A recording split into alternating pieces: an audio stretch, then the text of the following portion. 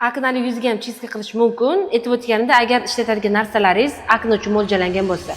Hozir bu mijozimizni yuzlariga men Gollivud Glam muolajamizni qilib beraman. Bu muolajada men har bir yuzga moslashtirgan holda, yuzga mos keladigan kosmetika ishlataman. Bu pasientimizni yuzlarida akna muammosi bor. Aknaga qarshi hozir uxudviy muolaja qilamiz. Aknalarga travma bermasdan ishlaymiz. 18 yoshdan 25 yoshgacha bo'lgan ayol qizlarimizdan birinchisi bu chistka peeling muolajalari. Bu muolajalar hammaga mumkin. Bu muolajalar yuzingizni holatini yaxshilashda, qora tochkalarni olib tashlab, yuzingizni yangilashga yordam beradi. Ikkinchisi bu mezoterapiya muolajalari. Mezoterapiya muolajalarida quruq yuzlarga ham, yog'li yuzlarga ham to'g'ri keladi. Yuzga ajin tushishini oldini oladi, yuzingizni yaltiratib berishga, tonini bir xil qilishda, saqlab qolishda yordam beradi. Uchinchi muolaja bu hamma biladigan botoks muolajasi. Agarda siz botoks muolajasini endi ajin tushayotgan paytda, aynan 18, 20, 23 yoshda oladigan bo'lsangiz, u ajinni sirazi yo'qotib beradi. Iz ham qoldirmasdan yo'qotadi.